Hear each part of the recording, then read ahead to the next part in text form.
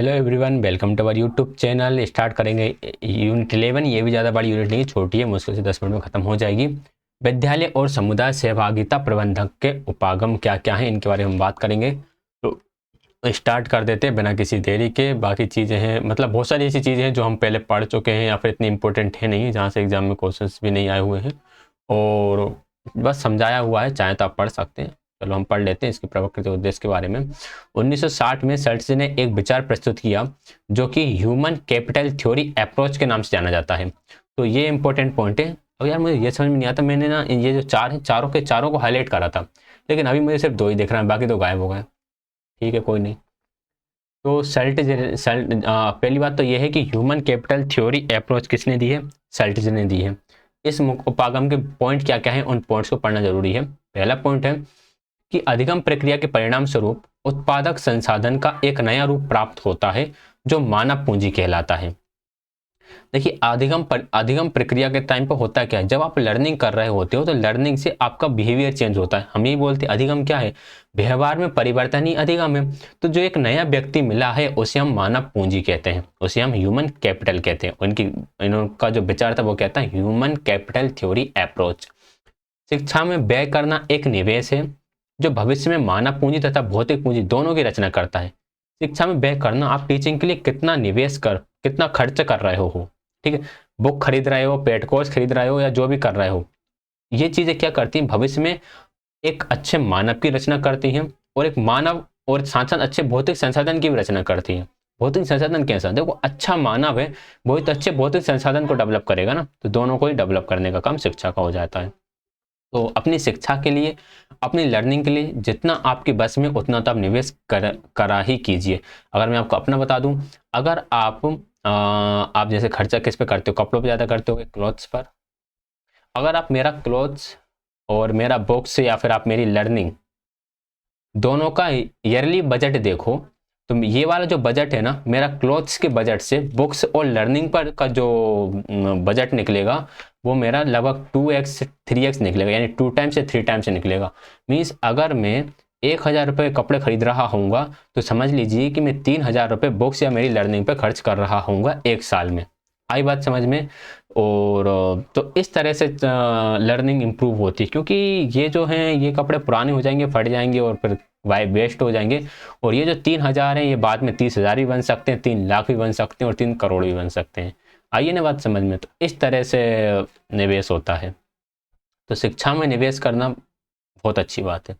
और ये सबसे ज़्यादा बड़ी गलती करते हैं कि जब आप क्लोथ्स लेने जाते हो तो आप 1000 के भी खरीद लेते हो, 1000 के बाद दुकान ने कहीं का 1200 का बताया वो भी खरीद लेते हो। लेकिन आप बुक्स लेने जाते हो तो दुकान एक 300 वाली बताता है, एक 500 वाली बताता है। आपने देखा यार 500 वाली ज़्यादा अच्छी है लेकिन 300 वाली सस्ती, चलो 300 वाली लेके चलते हैं। तो ऐसा नहीं होना चाहिए। चलो, शिक्षा एवं प्रशिक्षण, अच्छा थर्ड रह गया था। अधिगम की तुलना एक उद्योग के उत्पादन की प्रक्रिया से की जा सकती है, बिल्कुल ठीक बात है। लर्निंग की का कंपैरिजन हम एक फैक्ट्री से कर सकते हैं जो कि कुछ प्रोडक्ट बना रहा है, क्योंकि जब आप लर्निंग करोगे तो आप एक न्यू इंसान, न्यू ह्यूमन बीइंग बन जाते हो और वो न्यू ह्यूमन बीइंग फिर कुछ अलग अलग प्रोडक्ट जो है ना उसको अलग अलग प्रोड्यूस कर रहा होता है, प्रोडक्ट को अलग अलग तरीके से प्रोडक्शन कर रहा होता है, ठीक है, नया नया बना रहा होता है। फोर्थ है, शिक्षा एवं प्रशिक्षण के अंतर के कारण में आय में अंतर होता है और इससे श्रमिक की उत्पादकता और दक्षता सीमित हो जाती है। सीमित उत्पादकता का अर्थ है कम शिक्षा तो कम उत्पादकता, अतिरिक्त शिक्षा प्रशिक्षण के परिणामस्वरूप अतिरिक्त उत्पादन। ज़्यादा सीखोगे ज़्यादा आप प्रोडक्ट ज़्यादा प्रोड्यूस कर पाओगे, कम सीखोगे तो कम प्रोड्यूस कर पाओगे। तो हमें हमेशा किस पर फोकस रखना चाहिए, हमें हमेशा ज़्यादा सीखने पर फोकस करना चाहिए। तो ये पॉइंट्स थे सेट्स के ह्यूमन कैपिटल थ्योरी अप्रोच के। ह्यूमन कैपिटल थ्योरी अप्रोच ने सबसे पहले क्या बात बताई कि अधिगम की प्रक्रिया के बाद मानव एक उत्पादक संसाधन बन जाता है। शिक्षा में व्यय करना एक तरह का निवेश है। अधिगम प्रक्रिया की तुलना औद्योगिक के उत्पादन के रूप में उद्योग के उत्पादन के साथ की गई है। और कम शिक्षा कम उत्पादन, ज्यादा शिक्षा ज्यादा उत्पादन, ये कुछ इसी जैसा है। फैक्ट्री में कम मशीनें हैं तो कम उत्पादन हो पाएगा, ज्यादा मशीनें हैं तो ज्यादा उत्पादन है। अब ह्यूमन के अंदर क्या, ब्रेन में आप मशीन थोड़ी फिट करोगे, ब्रेन में ज्यादा इंफॉर्मेशन तो ज्यादा विचार, कम इंफॉर्मेशन कम विचार, ये है।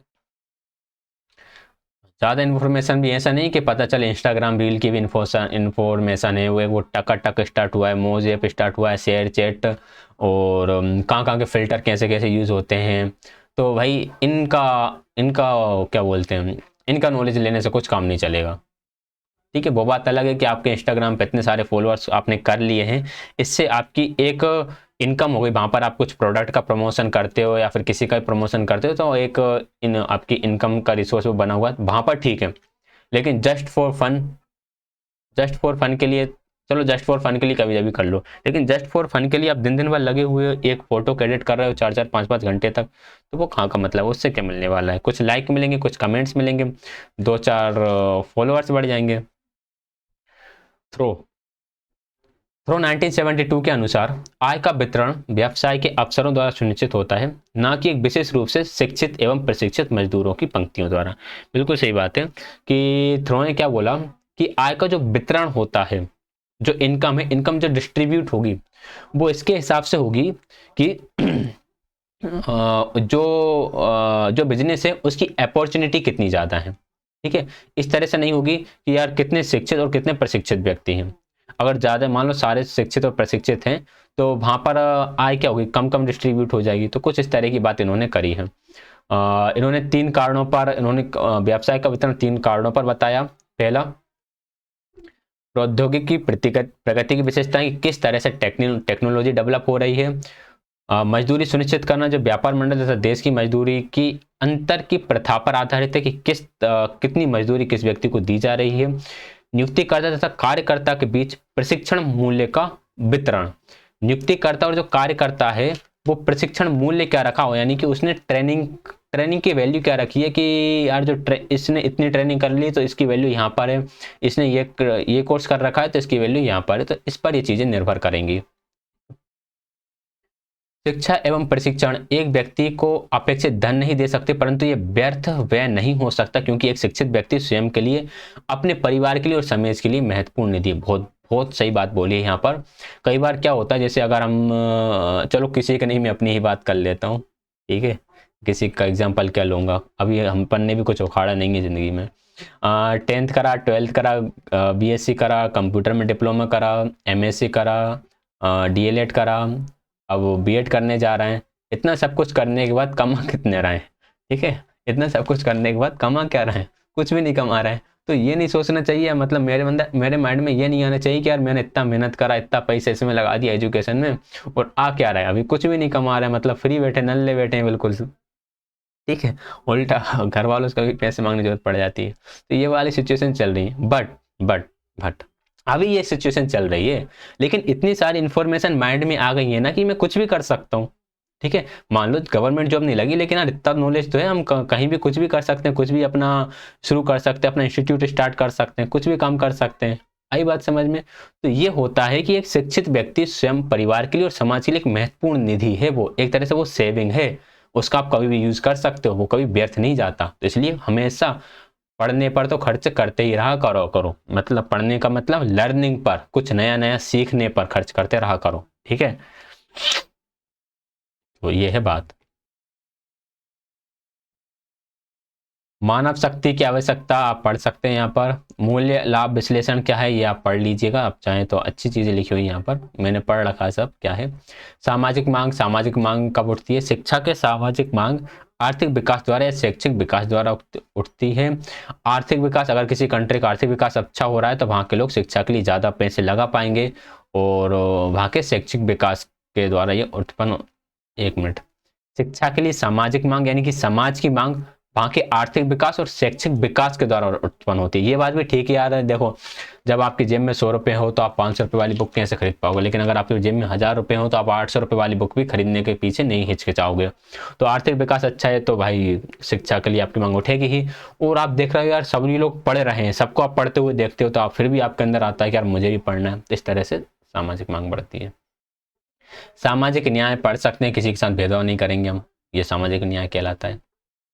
ठीक, बाकी ये यूनिट इतनी ज़्यादा कोई खास इंपॉर्टेंट है नहीं है, तो ये यूनिट हमारी कंप्लीट हो जाती है। लगभग 10-15 मिनट की बनी होगी वीडियो, जितनी की बनी है। वीडियो पसंद है तो वीडियो को लाइक करेगा, वीडियो में कमेंट कर दीजिएगा, टेलीग्राम चैनल ज्वाइन कर लीजिएगा, अपने डाउट पूछ लीजिएगा। और क्लास ज्वाइन करने के लिए आप सभी का बहुत बहुत धन्यवाद। रक्षाबंधन मनाइए बढ़िया अच्छे तरीके से, और मेरी दुआएं आपके साथ हैं कि आप अपनी सफलता हासिल करो और इस DSSS के बाद आपको नेक्स्ट DSSS का एग्ज़ाम देने की ज़रूरत ना पड़े, ऐसी मैं आपके लिए कामना करता हूँ। धन्यवाद।